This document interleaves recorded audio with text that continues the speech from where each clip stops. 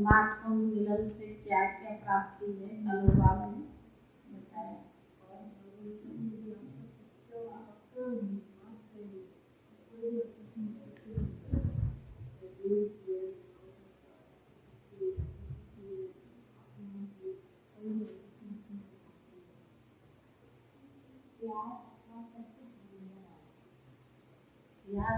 प्यार अपना सब कुछ भूलने वाला, सब कुछ भूलने वाला। बाबा से क्या माना?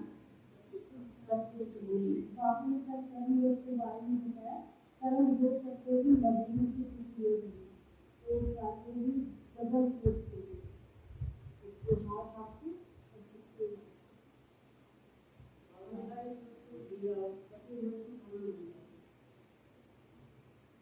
हाँ, अपने गंभीर नमस्कार कर्म कराना के गंभीर नमस्कार क्या होती है?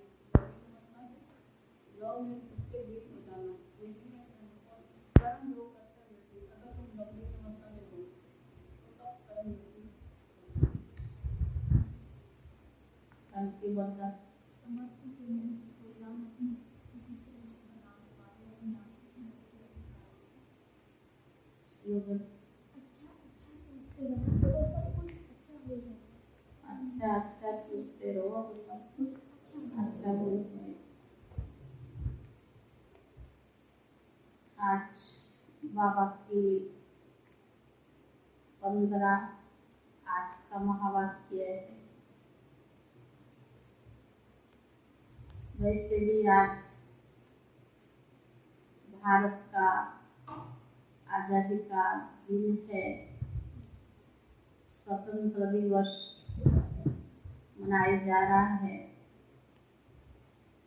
भारत विश्व का सारा विश्व का गुरु भारत देश है और भारत देश में जन्म लेने वाले सभी महापुरुष, सन्यासी, महात्माएं जो भी भारत में जन्म लिए हैं सौभाग्यशाली है। ये देश हमें सुझाव करता है कि भारत में रहने वाले सब ईमानदार, वफादार, उदारचित, निर्माणचित, बहुत सारे गुण भारतवासियों के अंदर है तो सभी मनुष्य आत्माओं के अंदर, लेकिन भारत में परमात्मा का अवतरण भूमि है। परमात्मा ने अवतरित होकर हम बच्चों को अडॉप्ट किया है और दुनिया में तो आज गणतंत्र या स्वतंत्र दिवस मनाते हैं। इंग्रजों से अपने आप को आजाद किया है, फॉरेनर्स को भगाया और भारत में गणतंत्र राज्य शुरू हुआ।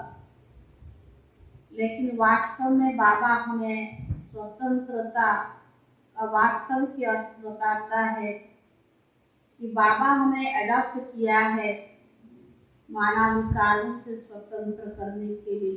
काम, क्रोध, लोभ, मोह, ईर्ष्या, द्वेष, अगर उन चीजों से हम आजाद हो गए, माना देवता बनने के लायक बन रहे हैं। बापू गांधी ने भारत को इंग्रजों से जरूर आजाद किया है, लेकिन विकारों से आजाद श्री बाबा के सिवाय कोई कर ही नहीं सकता है। तो बाबा ने कहा तो मेरे बच्चे को जैसे वो भी सेनान और सेनानियां देश के लिए बलिदान देते हैं, मर मिटेंगे पर भारत देश को बचा कर रखेंगे, ऐसे बाबा ने कहा तुम बच्चे बाबा के अडॉप्टेड बच्चे हुए, श्री बाबा ने तुमको अडॉप्ट किया है, तुम्हें भी इस यज्ञ के लिए बलिदान दे रही हो। जो हमारे पास विकार है उनको हम आहुति देकर हम भारत को तो स्वर्ग बनाएंगे ही, लेकिन देवी देवता बनने की भी लायक बन रही है। तो बाबा ने कहा आज जो बाबा के बच्चे हैं, सेना और सेनानियां हैं, जो यज्ञ के लिए बलिदान दे रही हैं, तो उन्होंने भी आज ये वायदा कर लेनी चाहिए कि जो भी हमारे पास कमी कमजोरी है हमें उसको दान देकर स्वतंत्र बनना है। यानी विकारों के वश होकर के नहीं रहना है। दूसरा बाबा ने कहा मुरलियों में बाबा ऊंट पंछी का उदाहरण क्यों देता है? ऊंट पंछी किसको कहा जाता है? इसकी क्या? हाँ नहीं है, ऊंट पंछी का क्या चलता भी तेज और उड़ भी सकते हैं, उड़ता है उसको वो कहे हाँ उड़ नहीं सकता, कहते चलो तो कहे बोझ उठाओ तो कहेगा उठा नहीं सकता, उड़ो तो उड़ नहीं सकता।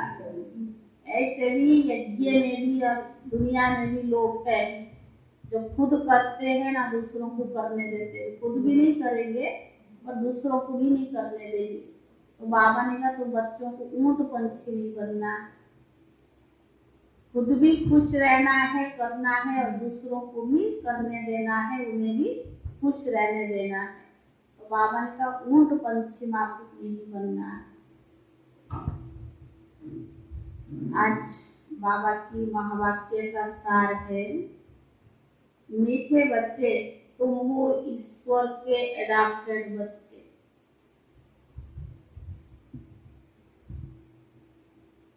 तुम्हें पावन वन पावन दुनिया का वस्ता लेना है।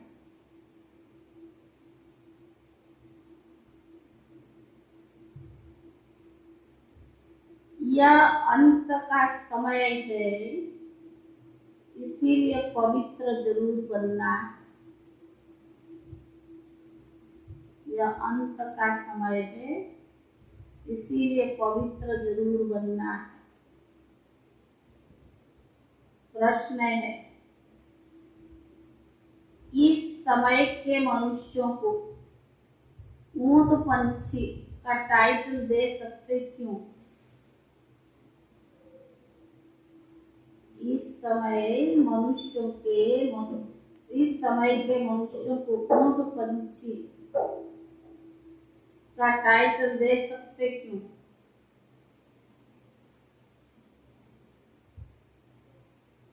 उत्तर है क्योंकि ऊंट पंछी जो होता है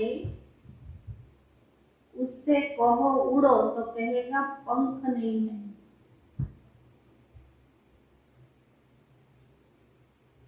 मैं ऊंट हूँ।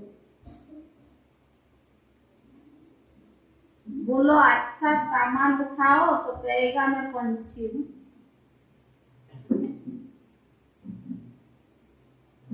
बाबा ने कहा क्योंकि ऊंट पंछी जो होता है ना उससे को उड़ो तो कहेगा पंख नहीं है, मैं ऊंट हूँ। बोलो अच्छा सामान उठाओ तो कहेगा मैं पंछी हूँ। ऐसे ही आज के मनुष्यों की हालत।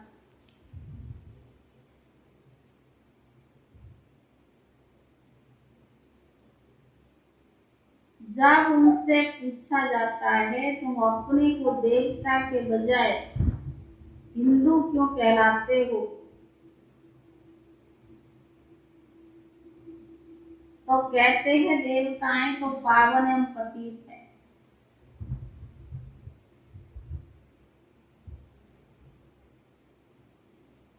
अच्छा वो पति से पावन बनो तो कहते हैं फुर्सत नहीं।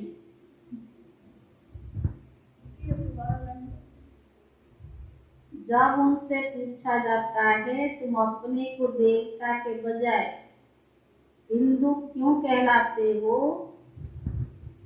तो कहते देवताएं पावन है हम पतित है।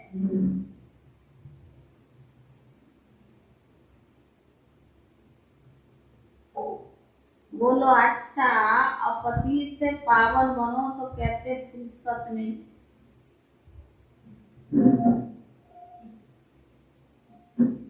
माया ने पवित्रता के पंखी काट दिए।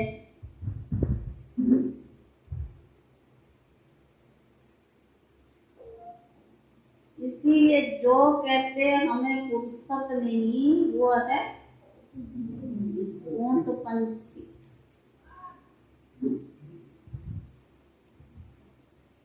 तुम बच्चों को ऊंट पंछी नहीं बनना।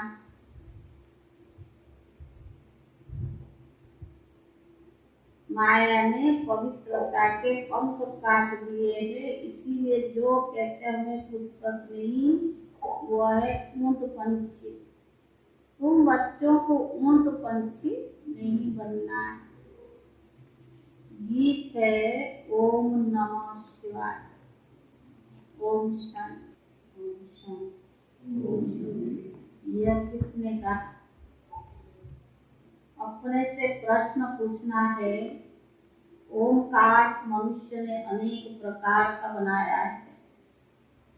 बाबा कहने से 1 सेकंड में बच्चे के अधिकारी बन जाते। बच्चा पैदा हुआ, कहेंगे बारिश पैदा हुआ, फिर सागिर से बालिम होता है। यहाँ भी ऐसे बाबा को जाना, पहचाना और बच्चे के मालिक बने। यहाँ तो तुम बड़े हो ही, आत्मा को बाप का परिचय मिला है। सेकंड में बाप का वर्षा मिला। बच्चा पैदा होने से समझेंगे कि बाप की जायदाद का वर्षा पाएंगे। यह है बेहद का बाप। कहते हैं बच्चे, आत्मा ने जाना बाप आया हुआ है। तुम बच्चे जानते हो हम बाप से कलब कलब राजधानी लेते हैं। जैसे तुम सेकंड में विश्व के मालिक बन जाते हो। ओम माना अहम, मैं आत्मा एक, ये मेरा शरीर है। मैं आत्मा किसका बच्चा हूँ? परमात्मा का।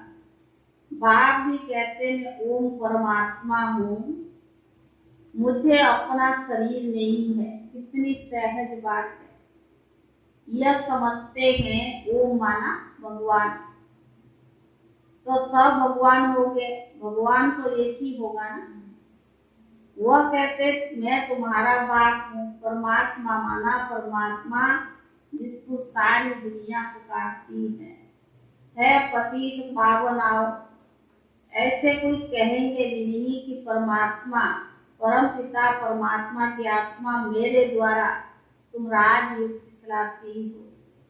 किसी को पता ही नहीं है। ना मालूम होने के कारण श्री कृष्ण भगवान का नाम लिख दिया। उसने राजयोग सिखाया। वह पतित पावन उसको कह ही नहीं सकते। वह तो स्वर्ग का पहला बच्चा है।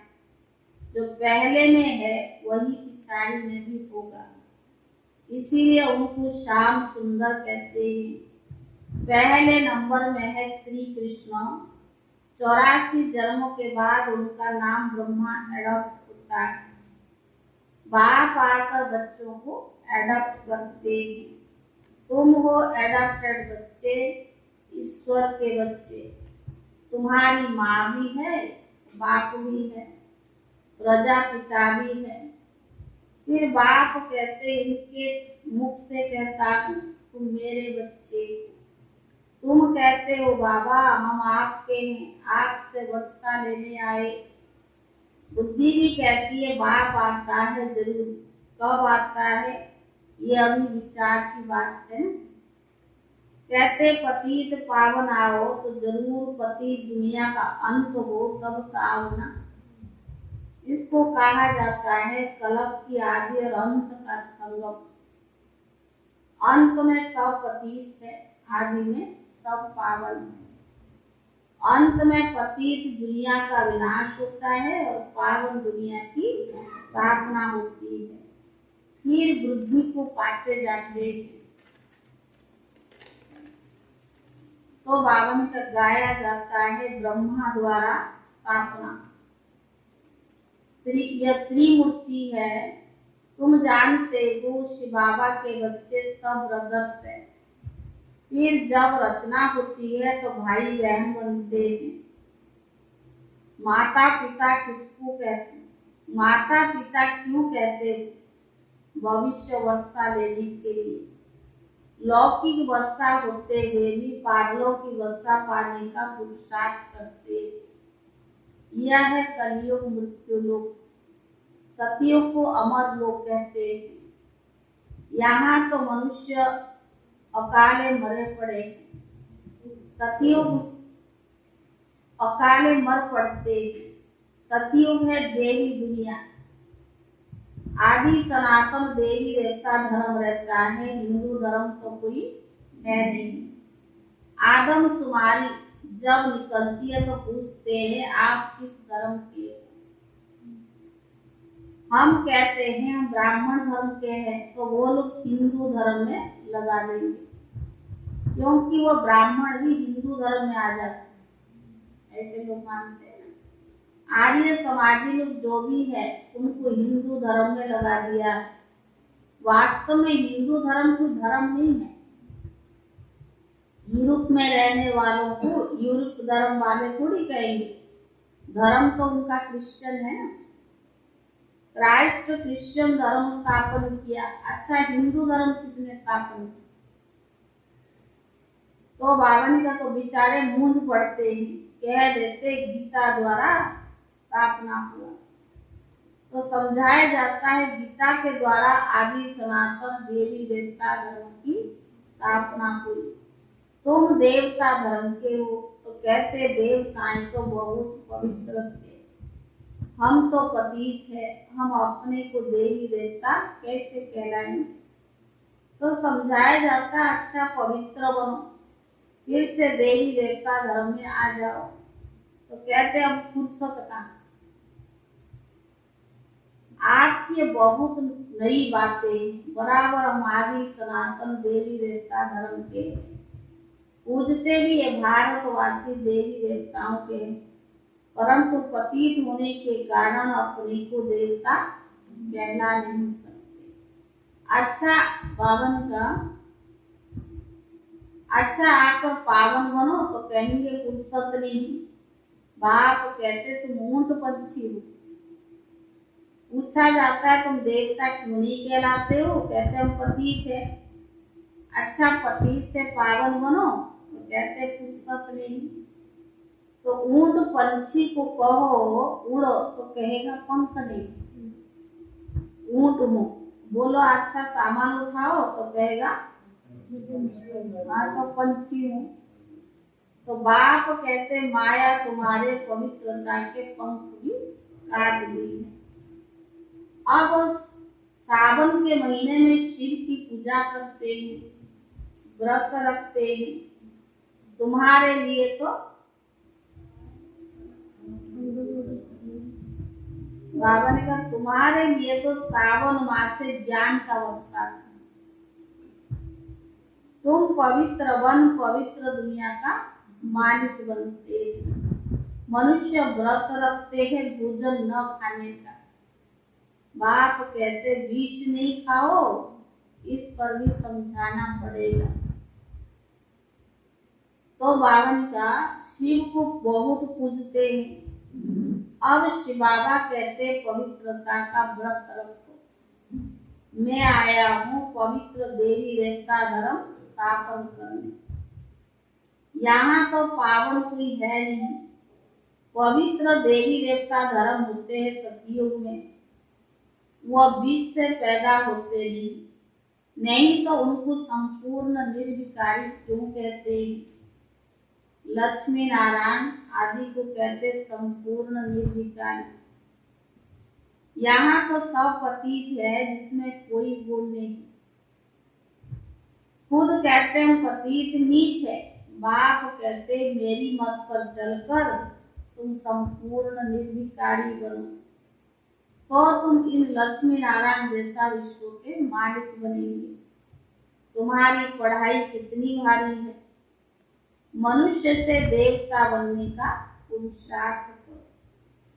विश्व का मालिक बनना, सतयुग में देवी देवताओं का राज्य था ना, अब फिर देवी देवता धर्म की स्थापना हो रही है। सतयुग में देवी देवताओं का राज्य था। तुम पवित्र वन स्वर्ग का वर्षा देते। स्व माना आत्मा, आत्मा को राजाई मिलती है, उनको स्वराज्य कहा जाता है। मनुष्य है देह अभिमानी, देह अभिमान से कहते हमारा राज्य। यहाँ तुम कहते हो हम आत्मा है। इस शरीर के मालिक है और महाराजा बनेंगे। हमको सतयुग में पवित्र शरीर मिलेगा। अभी है पतित, जैसे आत्मा वैसे शरीर। आत्मा में खाद पड़ी है। आत्मा पहले बच्चा, पहले आत्मा सच्चा सोना थी, गोल्डन एज कहा जाता था। फिर त्रेता आया तो सिल्वर की खाद पड़ी। फिर द्वापर में गए तो तांबा पड़ा, गोल्डन सिल्वर, फिर कॉपर। इस समय आत्मा तो झूठी, शरीर भी झूठा। इसको कहा जाता है झूठ खंड। अभी बाबा के साथ योग रखने से अलाएं निकल जाएंगी। इसको योग अग्नि कहा जाता है। जेवर से किचड़ा निकालने के लिए आग में डाला जाता है। यह योग अग्नि है जिसमें खाद भस्म हो और हम सच्चा सोनावन बाप के साथ चले जाएंगे। बाप कहते तो मेरे साथ चल पड़े, सतयुग में सच्चा सोना मिलेगा। और श्री कृष्ण को सांवरा क्यों कहते? बाबा ने कहा कृष्ण का नाम रूप तो बदल जाता है। अब मैं सच्चा सोना हूँ, बच्चों को भट्टी में डाल देता हूँ। तो सोनार जो है वही तो बनाएगा। तो बाबा ने कहा सच्चा सोना हूँ इसलिए बच्चों को सोनार हूँ, तो बच्चों को भट्टी में डाल देता हूँ। भंवरों को आग लगेगी, सबके शरीर खत्म हो जाएंगे। आत्मा तो अविनाशी है। एक तो योग अग्नि से पवित्र बन जाएंगे, बाकी सब सजाएं खाकर हिसाब किताब चुप कर फिर जाएंगे। यह ईश्वर की भट्टी है। ये भट्टी किसने रचा? ईश्वर। सबको पावन बनाने के लिए यह है ज्ञान सागर। उनसे तुम ज्ञान गंगाएं निकली। फिर मनुष्य ने उस पानी की गंगा को समझ लिया है। वहां देवताओं की मूर्ति भी रखी हुई है। वास्तव में तुम हो भगवान के बच्चे, ज्ञान गंगाएं हो। फिर अभी पतित है, फिर देवताएं बनते हो। जब स्वर्ग में आएंगे तो तुम देवता कहलाएंगे। वहां आत्मा शरीर दोनों ही पवित्र है। अभी तो पतित है। भारत गोल्डन एज से फिर सिल्वर कॉपर आयरन एजेंट बने, फिर गोल्डन एज में बाबा ले जा रहे। तुम्हारी आत्मा और शरीर दोनों ही पवित्र हो जाता है। बाप कहते मैं धोबी भी, मेरे बाबा कहता मैं सोनार हूँ, सबको भट्टी में डाल देता हूँ। और कहता मैं धोबी हूँ। तुम्हारी आत्मा को धोने आता हूँ। सिर्फ बाप को याद करना है। बस योग में रहने से तो विश्व के मालिक बन सकते हो। बाहुबल वाले विश्व के मालिक बनना। हाँ, इन्हों में इतनी ताकत है। अगर क्रिश्चियन दो भाई आपस में मिल जाए तो विश्व का मालिक बन सकते, परंतु ये ला नहीं। कहानी भी है, दो बिल्ली आपस में लड़े और मक्खन बंदर खा गया। वो दो लड़ते, बीच में मक्खन भारत को मिल जाता। इसमें भी नंबर 1 है श्री कृष्ण। इसीलिए कृष्ण के मुख में गोला दिखाते। वह मक्खन नहीं, ये स्वर्ग का राज्य भाग्य कृष्ण को मिला। बाप समझाते सब विनाश हो जाएगा, फिर तुम विश्व के मालिक बन जाएंगे। उसके पहले भी बाप की श्रीमत पर जरूर चलना पड़े, ऐसे तो मालिक नहीं बनेंगे ना। श्रीमत पर चलना पड़ता। श्रीमत है श्रेष्ठ और आप श्रीमत से भ्रष्ट बनते। अभी तो सब पतित है, गाते भी है पतित पावन सितारा। हम सीताएं रावण की जेल में पड़ी है, पुकारती है राम आकर छुड़ाओ, पावन दुनिया में ले चलो। भला गाते तो है परंतु जानते कुछ भी नहीं, जो आता तो कहते रहते। रावण ने बिल्कुल सुला दिया है, अब बाप आकर जगाते परम पिता परमात्मा पतित पावन जो सृष्टि का रचयिता है। उनकी बायोग्राफी को हम जानते हैं। ब्रह्मा विष्णु शंकर लक्ष्मी नारायण की बायोग्राफी भी हम जानते हैं। लक्ष्मी नारायण के 84 जन्मों को भी हम जानते हैं। तो नॉलेजफुल हो गया ना, बाबा का भी, लक्ष्मी नारायण का भी, सृष्टि चक्र का भी, ब्रह्मा विष्णु शंकर का भी। तो कौन हो गया? नॉलेजफुल हो गया। तुम श्री कृष्ण के मंदिर में जाएंगे तो समझेंगे सतयुग का पहला प्रिंस था। अभी अंतिम जन्म 84 में जन्म ब्रह्मा हुआ। यह भी बहुत समझने की बातें। बाबा बच्चों को समझाते, बच्चे अब खबरदार रहना, कभी किसी को दुख नहीं देना। हमारी चाल चलन व्यवहार से किसको भी दुख ना मिले। बाप तो दुख करता सुख करता है। तुम भी 5 विकारों का दान देते हो, दे दान तो छूटे ग्रहण। ग्रहण लगता है तो फकीर लोग कहते दे दो दान ताकि आपका ग्रहण छूट जाए। अब बाप कहते ओए मेरे लाडले बच्चे, विकारों का दान दे दो तो क्या बन जाए? संपन्न बन जाए, देवता बन जाएगी, दुख का ग्रहण छूट जाएगा, तुम सुख दान के मालिक बन जाएंगे। इसीलिए 5 विकारों का दान दिया जाता है। यह अच्छा है ना? अभी तुम्हारे ऊपर विकारों का ग्रहण लगने से एकदम काले बन पड़े। हम तुम्हारे से विकार ही मांगते हैं और कुछ नहीं मांगते। बाबा समझाते, अब तुम बच्चों को आत्म अभिमानी बनना है। मैं आत्मा हूँ, परमात्मा को याद करना है। वर्षा तो उनसे लेना है, इसीलिए देही अभिमानी बनो। देवताएं आत्म अभिमानी बने हैं। अब मुझ बाप को याद करने से तुम्हारी पाप भस्म होंगे। तो बाबा ने कहा हम रक्षा करेंगे, तुम मुझे याद नहीं करेंगे तो रक्षा क्या करेंगे? बाबा भी रक्षा करेगा तब याद करेंगे। जो बाप को याद नहीं करेंगे तो क्या रक्षा करेंगे? बाबा कितना समझाते। ये बातें कोई शास्त्रों में नहीं है, वह भक्ति मार्ग की सामग्री। बाप तो तुम्हें सदगति में ले जाने के लिए पढ़ाते हैं। मैं इस शरीर द्वारा तुमको समझाता हूँ।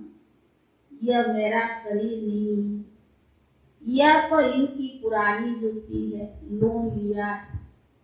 मैं इनमें प्रवेश करता हूँ, फिर भी पावन बनाता हूँ। कितनी अच्छी रीति बाप समझाते।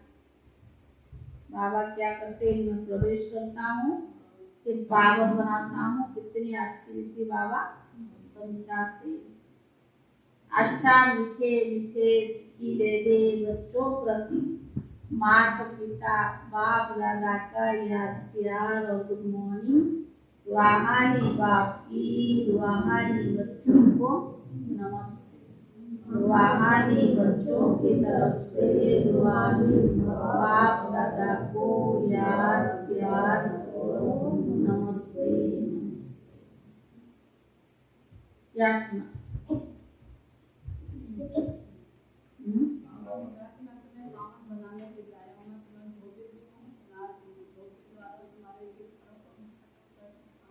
धुलाई कर देता है, सोनार द्वारा मट्टी में डलवा देता है। आत्मा की धुलाई भी कर देता है और उसको ज्वालाएं पड़ी है उसको खत्म करने के लिए बाबा भट्टी में भी डालता है।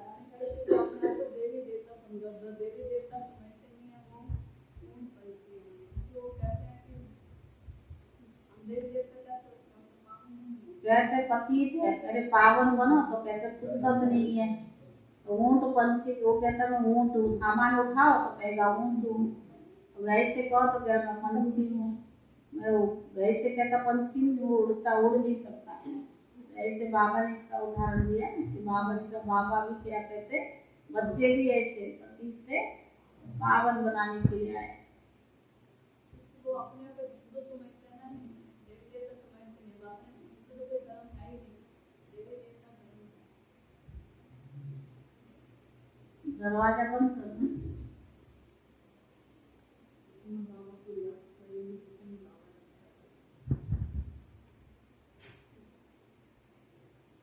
धारणा के लिए मुख्य स्थान मैं सब आगे हैं, भी थोड़ा बोलेंगे। अभी नाटक भी रखा गया है, जो बच्चे आए हैं स्कूल में करते हैं वो भी करेंगे, इसलिए मुरली पहले पूरा करेंगे। और जो आज राष्ट्र का गाना बजेगा, थोड़े से झंडा आपको रखा हुआ सबके हाथ में देंगे थोड़े लोगों को, और जब राष्ट्र गाना पूरा हो जाएगा खड़े होकर करेंगे, जब राष्ट्र गाना पूरा होगा तो झंडा वापस रख करके जाएंगे। फिर उस मकान में ऐसे तो झंडा लहराने का प्रोग्राम था, खाली झंडा ही लगाएंगे। देखते हो भाई सब आए तो 5 मिनट राष्ट्र गाना में वहाँ खड़े होकर सब शांति का दान दे, क्योंकि पड़ोस में जिसका डेथ हुआ ना तो ज्यादा बजाना करना अच्छा नहीं, यंग था, इस वजह से हर एक के दुख में शामिल होना नहीं। हालांकि बाबा ने तो हमें आत्मा का ज्ञान दिया है, फिर भी समाज के अंदर रहते तो सबको लेकर के चलना होता है। धारणा के लिए मुख्य सार पहला है बाप की श्रीमत पर चलकर संपूर्ण निर्विकारी बनना है। पढ़ाई से विश्व की राजाई लेनी, पढ़ाई से विश्व की राजाई लेनी। बाप की श्रीमत पर चलकर संपूर्ण निर्विकारी बनना है। पढ़ाई से विश्व की राजाई लेनी है। आत्मा में जो खाद पड़ी है उससे योग अग्नि से निकालना है। दूसरा, आत्म अभिमानी बन बाप को याद करना है। जितना याद में रहेंगे उतना बाप रक्षा करता रहेगा। जितना हम बाबा की याद में रहेंगे उतना बाबा रक्षा करता रहेगा। वरदान, मेरे को तेरे में परिवर्तन कर श्रेष्ठ मंजिल को प्राप्त करने वाले नष्टो महाभव। मेरे को तेरे में परिवर्तन कर श्रेष्ठ मंजिल को प्राप्त करने वाले नष्टो महाभव। जहाँ मेरापन होता है वहाँ हलचल होती है। मेरी रचना, मेरी दुकान, मेरा पैसा, मेरा घर, यह मेरापन थोड़ा भी किनारे है तो मंजिल का किनारा नहीं मिलेगा। क्या होगा?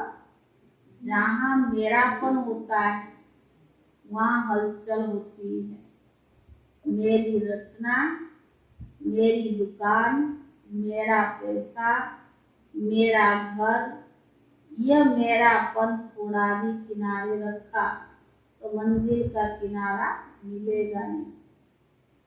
श्रेष्ठ मंजिल को प्राप्त करने के लिए मेरे को तेरे में परिवर्तन करो।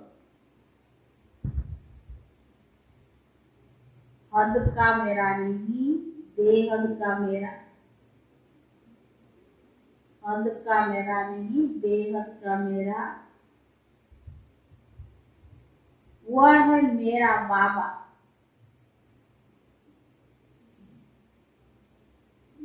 बाबा की स्मृति और ड्रामा के ज्ञान से नथिंग न्यू की अचल स्थिति में रहेगी और नष्टो महा बन जाएगी।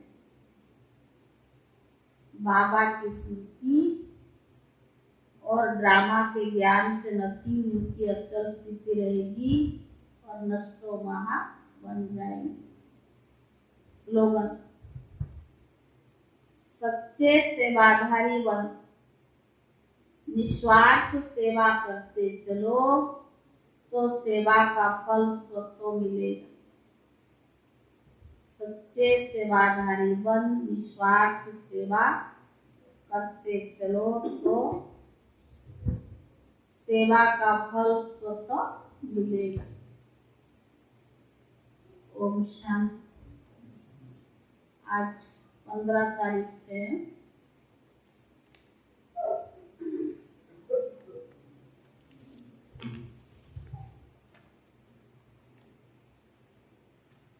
आप सबकी पहली वृत्ति है अपने देह की प्रवृत्ति, फिर देह के संबंध की प्रवृत्ति। तो पहली प्रवृत्ति देह की हर कर्मेंद्रियों को पवित्र बनाना। आँख, मुंह, नाक, जो भी देह की कर्मेंद्रियां है उनको पवित्र बनाना। जब तक देह की प्रवृत्ति पवित्र नहीं बनाया तब तक देह के संबंध की प्रवृत्ति चाहे हद की चाहे बेहद की हो उसको भी पवित्र नहीं बना सकेंगे।